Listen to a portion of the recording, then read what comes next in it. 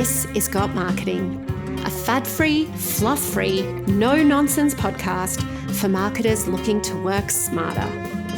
I'm your host, Mia Fileman, a marketing strategist with over 2 decades of experience and an entrepreneur. I'm tired of marketers telling you what you want to hear. Instead, I tell you what you need to hear.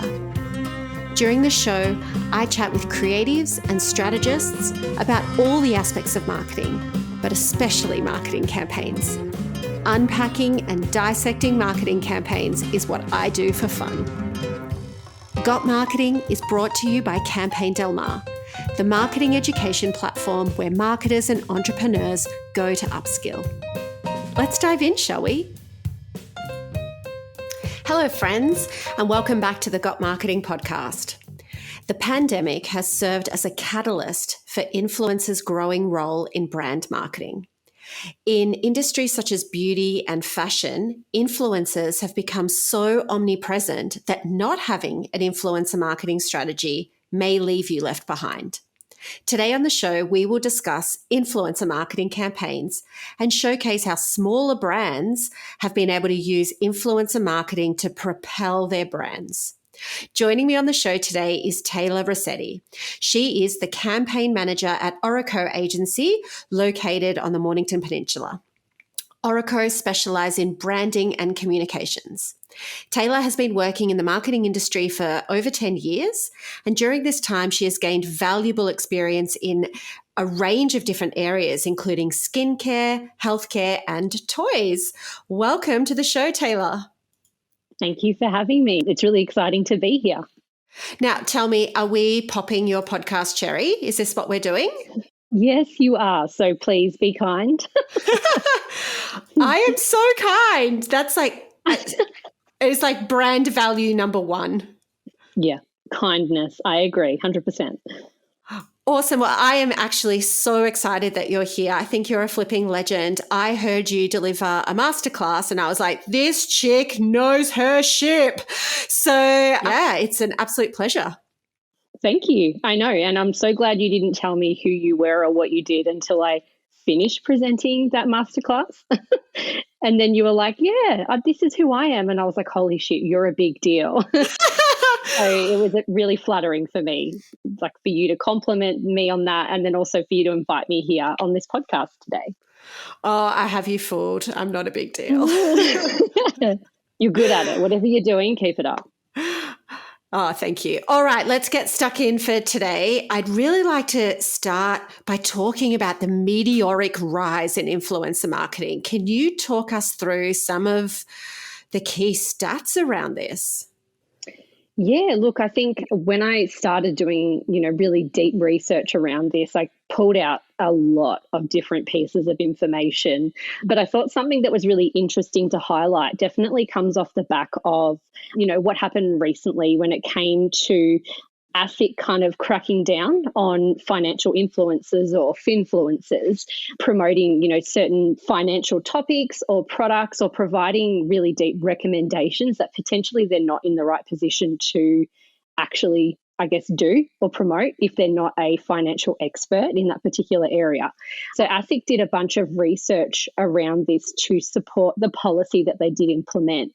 And they came out in 2021 and found that about 33% of 18 to 21-year-olds follow at least one financial influencer on social media, which, doesn't sound like a lot. But I mean, if you are following them, potentially if it's probably more than one, and you're just, mindlessly scrolling, these people are going to appear on your feed and you will actually retain some of this information without realizing it subconsciously. And then they also found that a further 64% of young people reported actually changing at least one of their financial behaviors as a result of following these influencers. So I thought that was really interesting. Again, like I said, it's something that you do almost mindlessly, but you're actually absorbing this information. So I think this is a great stat or piece of information to reflect how influential influencers can actually be without people realizing it, because they've become a part of our everyday. They certainly have. And I love that term, finfluencer. God, marketers just love coming up with new terms for things, right? Yeah. And Yes, they do. yeah, and then in the finfluencer category, of course, the name that comes to mind is Victoria Devine, the She's on the Money. And she's an absolute flipping legend. And wow, she is such a wealth of information for young people and really brings those truth bombs, I think. Yeah, absolutely. And I think that's a good point. What you're saying is I think you need to be able to do really in-depth research and be really clear about what it is you are saying, because like you've said, young people do look up to people. And, we do listen to She's on the Money. Quite a few girls that I work with love that podcast. So yeah, I don't think influencers realize potentially sometimes the level of power that they have. And then I think on the other hand, a lot of them do. So I think it's up to the audience or the viewer's discretion to, I guess, try and filter that information. But I think this is where people or, industry bodies like ASIC or the TGA are trying to come out and implement these policies to try and filter some of that information as well. Yeah, certainly. And so is influencer marketing working? Like, what's the ROI for brands on this? Definitely. So from what I guess a piece of information that I did find again in a bunch of different studies. So there are a lot of businesses out there who are doing this research constantly. And one of the pieces of information I found is that businesses are making approximately $5.78 return on investment for every $1 spent on influencer marketing, which is huge. Like that's in something like my role as a campaign manager, you don't always have a huge budget to dedicate towards campaigns or marketing activities. So if you can justify it with working with, X amount of influencers, and you'd be spending a lot less versus, running one print ad in a really premium magazine for the same cost. It's huge. That's a huge ROI. I saw that stat and I was like, okay, I quickly need to find an influencer that I can partner with for Campaign Del Mar, because that sounds really compelling. Well, it definitely does. And I think the beauty as well of influencer marketing, a lot of it's online. So it's digital. It's easy to track. You've got all these insights at your fingertips. So it's a no-brainer, I think, for anyone wanting to do marketing. You can track and follow the results, like from go to woe. I think it's incredible. I don't know if it's a no-brainer though, because I've had a lot of my customers who are predominantly small to medium-sized organizations say that they have felt very burnt by working with influencers, and in fairness, I feel that this really came down to a breakdown in communication, and that the brand and the influencer didn't properly agree and have an agreement and come to terms. However, it is risky, right? Absolutely. I think it's really important to remember that influencers are people as well. And I feel like because it is such a big culture and a big trend now, and I think, yeah, like I said, it is a no-brainer. Maybe for me, it is probably because I've had that experience with working with influencers. But like you're saying, this may be something new that people are, investing in or considering. So I think it's really important to, one, keep in mind influencers are people. They're not robots. So things aren't going to be perfect. You do need to relinquish a little bit of control when it comes to partnering with an influencer. So I think there is that fear there. But I think, like you've said, there needs to be that clarity around, one, is this relationship authentic? Does this influencer align with my brand, my values? Are they someone who will advocate for my brand and also kind of speak to those same values as well? But yeah, there is going to be that risk there. So I think as long as you're clear up front with what it is you're expecting and that you're both on the same page, then usually you can get quite a good result, sometimes better than what you originally expected. Yeah, I think, and I've said this to everyone, that please do not work with an influencer unless you have a written agreement. I know that sounds like obvious, but it's incredible how many people don't do it. There's a lot of assumptions around what they expect influencers are going to deliver. Well, I sent her product, so of course I was expecting, and I'm like, but not all influencers follow the same rule book. Some of them will happily post for free. Some of them will happily post for $1 million. So you don't assume, actually get it in writing for sure. And then in terms of the risk factor, sure, it's risky. Marketing is risky. Business is risky, but I know one thing for sure. Playing it safe is the riskiest strategy of all because you are guaranteed that people are going to scroll past your content. I feel like if you're risk averse, maybe business is probably not the best for you. Well, absolutely. And I think staying ahead of the curve, following trends, you need to grow and adapt with your audience. People grow and change, and so should your business, because how else are you going to relate to your audience? You need to be able to deliver content that is digestible for them, that appeals to them. And if that's where your audience is sitting on Instagram or Facebook or YouTube and they're watching influencers, then that's where you need to be. You need to be present. Otherwise, like you've said, you're going to be left behind. Totally. The other thing about influencers that people often overlook is that influencers are actually content creators. They are creating the content, and it's really good content because they know how to use these social media platforms really well. They're very confident on camera. They know how to edit these 30 to 60-second reels and TikTok videos, and their content is very authentic. And so I think this speaks to why influencer marketing has taken off in the last couple of years, because they are creating better content than some of the brands. Would you agree with that, Taylor? Yeah, absolutely. And I think, again, it comes back to that control thing. I think as a brand, you have an idea of how you want to look, and you have an idea of how your content, like how you want to design your content and how it wants to be projected to the public. And I think the key word here is collaboration. When you collaborate with an influencer, I feel like, and in my experience, they tend to draw out something from your brand that maybe you hadn't considered before. And 9 times out of 10, if I give them a brief, they will produce something that's even better than what I had imagined. Oh, wow, I didn't, consider my product could be perceived in that particular point of view.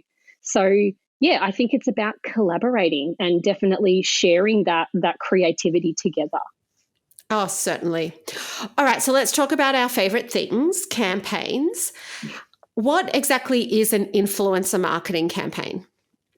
So in my mind, or in my experience, an influencer campaign is when you use the influencer or you partner with an influencer to be kind of the face of your campaign. So usually an influencer has a follower base or a certain level of engagement that as a brand, you want to be a part of that. So similar to working with a magazine, for example, they have a brand, they have a level of circulation. It's the same thing. So with an influencer, you want to partner with them for your campaign to help bolster or elevate whatever message or item or service that you're trying to promote through that campaign.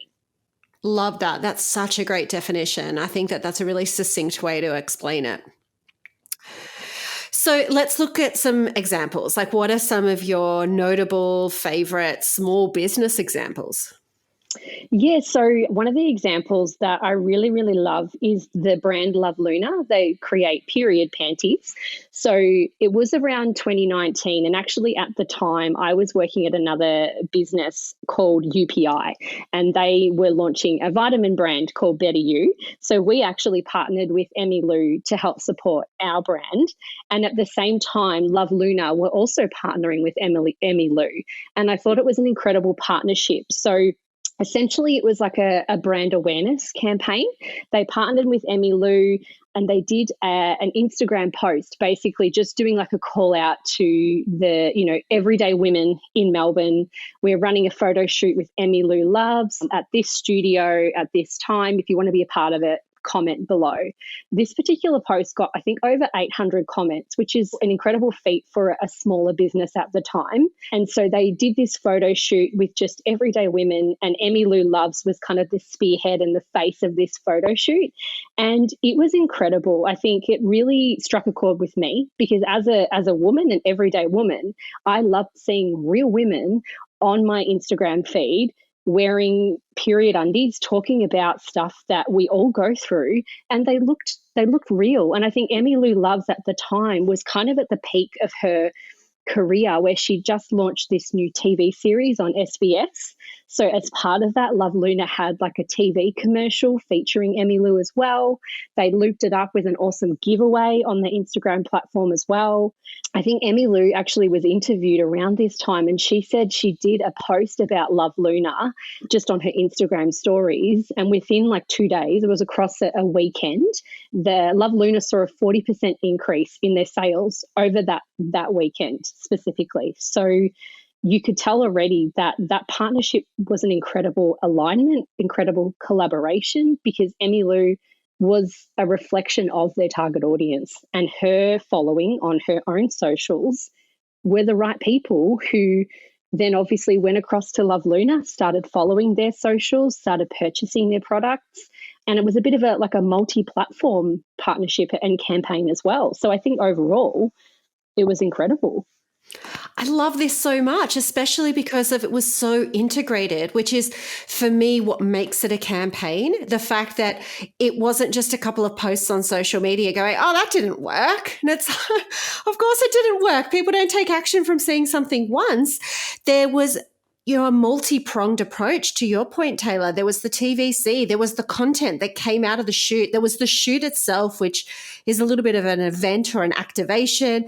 Then it was the giveaway, the teasing, all of it played a role. It was bringing in all those elements together that made it the symphony, right? Yeah. Absolutely. Yeah. And you know what? After seeing all of that, I went and bought a couple of pairs of Love Luna period panties, and I still wear them to this day. So it worked. Hey, babe, that's the plight of marketers, is that when you see good marketing, you go out and you buy the product. Like, I'm obsessed with this brand called LNDR, which is like an athleisure brand. And I do not need any more workout gear, but their marketing is so fire that I have spent hundreds of dollars just because, I'm sorry, I tip my hat to the marketing. Yeah. Yeah, isn't it funny? I do the same thing sometimes, and I don't know why. Like, you feel like you can see right through it. When something's bullshit, you're like, no, that's bullshit. I'm not purchasing that product, or I'm not supporting that business. Whereas other ones where, like, for you, activewear, for me, period panties, I'm like, I love that. Yes, I'm going to support you and go buy more of these undies. Who cares? Absolutely. All right. Do you have another example? I love examples. Yes. So Bondi Blades. I don't know if have you tried dermaplaning with your face here? What is this? Oh my God, it's super satisfying. So essentially it's like this really slick little facial blade for women where it's almost like removing all the dead skin and extra hair off your face. And it's kind of gross, but really satisfying at the same time. Bondi Blades really took off around May 2020. So kind of like when, I guess, lockdown, particularly I'm based in Melbourne. So obviously COVID was a really, really big deal. We all went into lockdown. I think it kind of impacted the whole nation in, the same way. But Ali Clark, who actually created this brand, she started investing in a little bit of content on TikTok. And I don't know about you, but prior to COVID, I didn't really use TikTok. And then when lockdown happened, I was on TikTok all the time because there was not much else to do.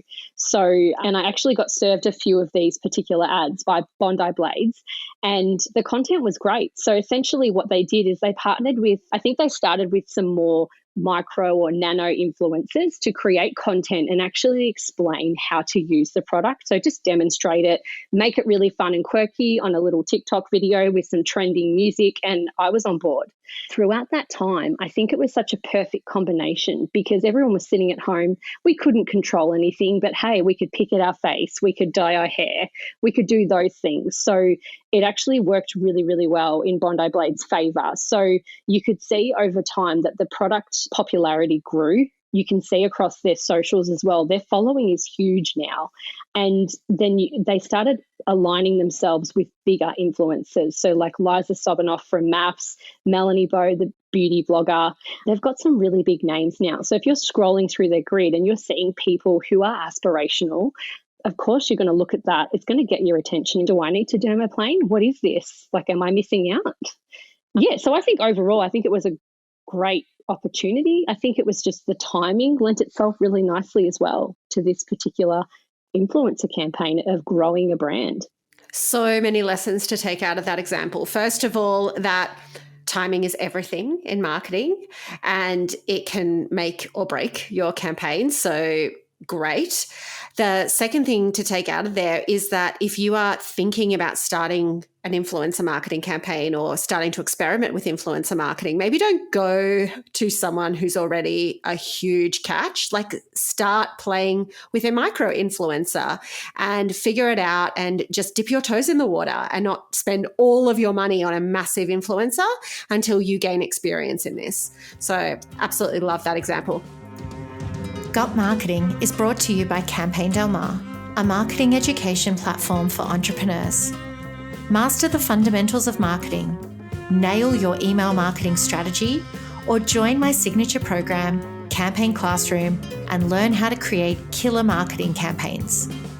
These are not the kind of online programs where you are left floundering, unsure how to put theory into practice.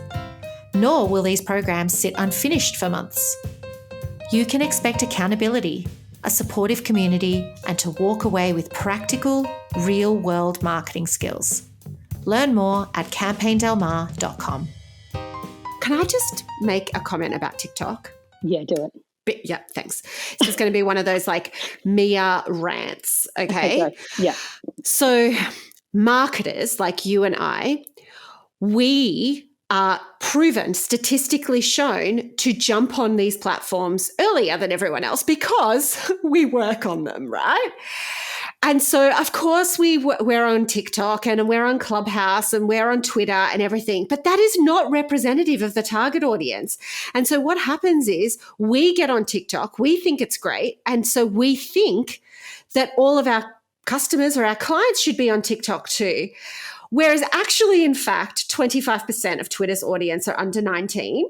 So if 25% of your audience are not under 19, you do not need to be on TikTok yet. Did I say Twitter? Yeah. I meant TikTok. Yeah. Yeah. So, yeah. And like, marketers need to remember that they are not the target market.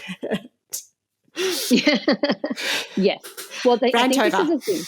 Yeah, no, look, and I think you're very right. I'm really the opposite. If I'm not sure of a particular platform, if I'm hesitant, that's the last thing I would recommend to any of my clients. Until I know my shit and I really know that platform and I'm familiar with it, then I will absolutely confidently speak to specific clients and say, this is great for you. But I have actually, in the last 2 years, a lot of them I've said, no, you don't need to be on TikTok. It's a waste of your money. It's a waste of your time. You're better off sitting on Facebook, or you're better off having videos on YouTube. Wherever it is, you're right. I don't think you need to be on every single platform. Don't make your life harder. Make it easier. Pick one or two and start there. And I think this worked with Ali Clark for Bondi Blades. She did like a webinar. I watched it last year and was around TikTok, and she started on TikTok. That was the first platform she tried. And she said, honestly, she's like, I had no idea how to use the platform. I just trialed a few videos and it worked for her. So again, I think it's all about trial and error. If it doesn't work, that's fine. Try something else. Certainly. But also give it a good crack. Like, don't just try for a week and be like, oh, I don't have 5,000 followers, so obviously not for me. It's like, when we say try, we mean properly try it. Try it for 6 weeks, you know?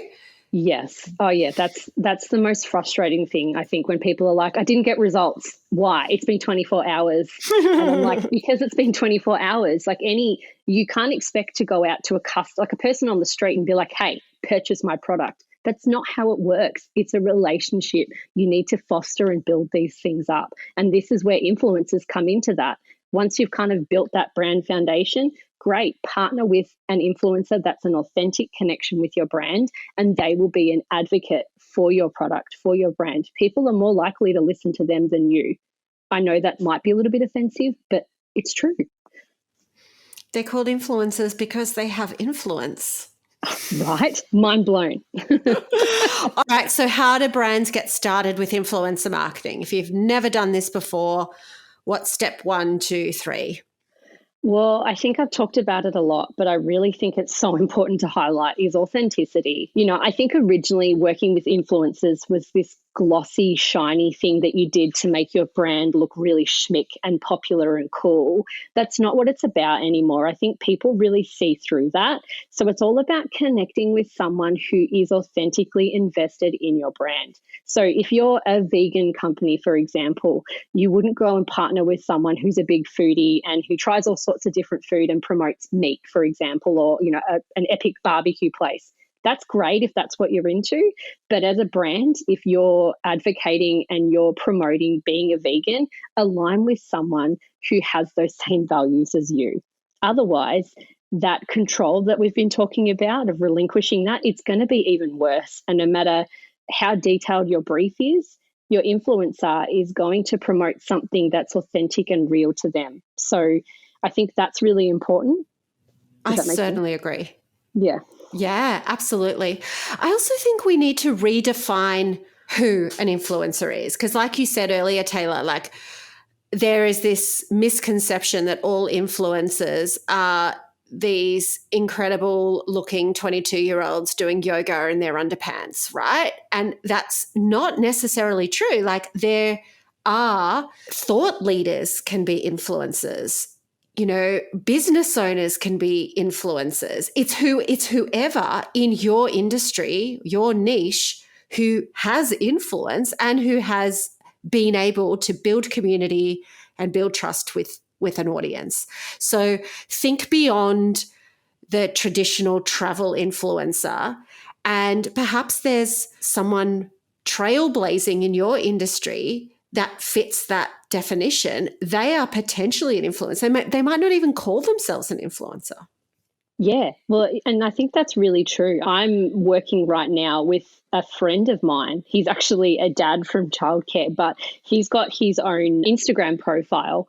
And for him, I don't think he realized he was an influencer until I kind of befriended him and he showed me his Instagram profile. And I was like, this could actually be something. Like you have something to offer that, you know, a lot of dads out there are probably missing. So, yeah. Exactly that. It can just be someone, like you said, you meet on the street and you're like, you actually have a niche that people will listen to you. So go for it.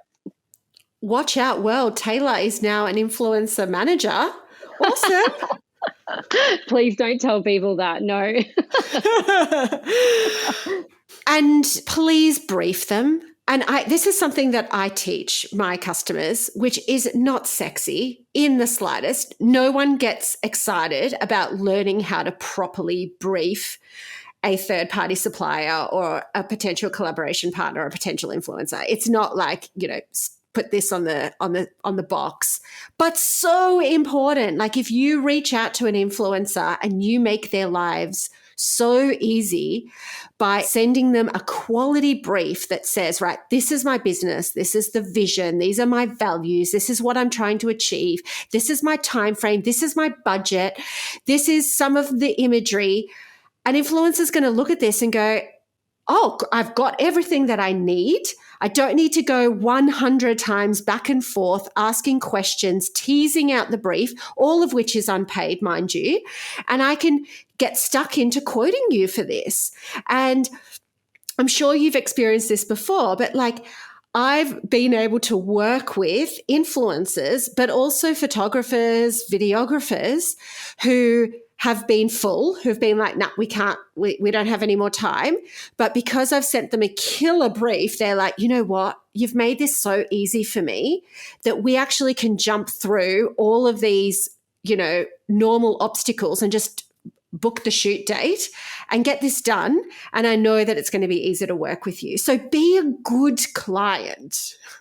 Well, yeah, and this is true. So it's not even, I think we're focused so much on the end product of what the influencer is going to create and how that looks to your audience. But as a brand and as a business, again, like you've said, you are representing yourself to an influencer. So if you're someone that they don't want to work with and you haven't made their life easy, they will talk about it with their community and their other influencer friends. So you've got to keep that in mind as well. Absolutely. I think it's a really good point, Mia.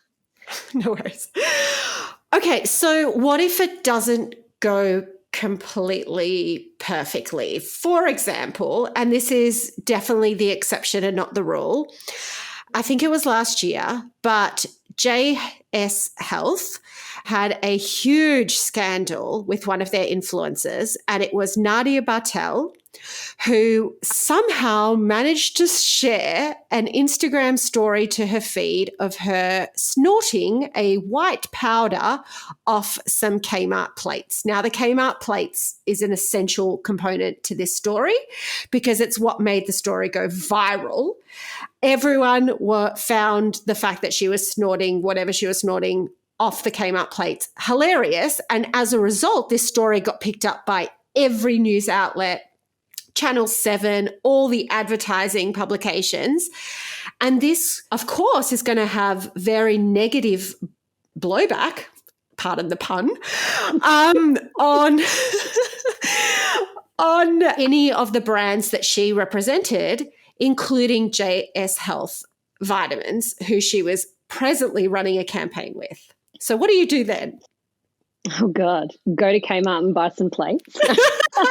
Yeah, look, you're right. I think this was a really unfortunate occurrence across all fronts, but this is the risk you take with working with influencers. Again, you don't have that control, but you are working or partnering with people who are meant to be a representative or an extension of your brand. So I think JS Health or Jessica Seipel, she handled it incredibly well. I think they were really diplomatic about it. They released an Instagram post or a social media post addressing it. They didn't actually directly name Nadia Bartel or point any fingers, but they just said, look, this unfortunate occurrence has happened. In this instance, we are now going to part ways with this particular individual, move on. I mean, JS Health can't really do much else, I think, in that instance.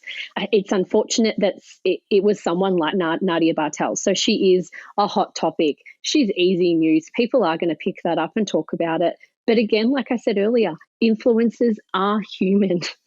These things happen, and I'm not supporting the behavior. I'm not supporting that at all. But I think we need to be understanding that everyone makes mistakes. But again, this is a risk you take. So I think essentially have a plan in place. You need to have this in the back of your mind. You don't just go ahead, run forward and work with influencers. Keep in mind that these things can happen. This can potentially negatively affect your brand. It's a real reflection on how you respond and how you manage it moving forward, I think, is the real poignant part for any brand. If you just disregard it, act like nothing's happened, I don't think that's the best way forward. I think you need to kind of tackle it head on, but be diplomatic and respectful about it, definitely. Yeah, shit's always going to go down. It's all about how you handle it. And I completely agree that this was well handled. All right, final question. What are top tips from your experience of working with influencers that you can share with the listeners? Top tip 1 would be don't look at an influencer's following. Don't look at that number. I know it's something we talk about a lot, but I feel like it's something that still comes up, particularly with people who probably aren't as well versed in the social media and influencer space. Just because they have 10 million followers doesn't mean they have real influence. I highly recommend looking at their engagement rate. There are free online engagement calculators that you can just type into Google and they will come up. You can then pop in the influencer's handle and it will actually generate an engagement rate. Essentially, that is a reflection of an approximate amount of comments and likes that each influencer's post will get or receive. And that's a reflection of how loyal their following is. So again, you can buy followers. That doesn't mean that they're actually commenting and liking and actually digesting your content. So engagement rate is more important than following, 100%. Another tip would be authenticity. I know I keep saying it, but don't just partner with someone because they're really huge or they're a really big deal and they're big and shiny. That doesn't mean anything if they're not aligned with your brand. So work with people who are invested in what you're about. And I think that's really unveiled, Mia. Like you've said earlier, when you're briefing the influencer, something that I always do is I'll always reach out via DM or email and say, hey, I've got this campaign. I'd love to chat to you more about it. Are you interested? Usually it's then when I'll have a phone call or a Zoom chat with them and we actually talk about what the campaign is, and you can gauge straight away, usually if it's a video call, by their face, if they're actually interested or not. So definitely talk to them. They're people. They're not scary I don't know, they're not scary celebrities, they're real people. Just talk to them about it and see if there is a real genuine connection there. Great, great, great advice. The only other thing I want to add to this is that just like all of your marketing, you should not be putting all of your eggs into one basket. Bigger brands, when I was working at L'Oreal and when I was in agency land, we work with up to 25 influencers at a time because, you actually don't know how well it's going to go.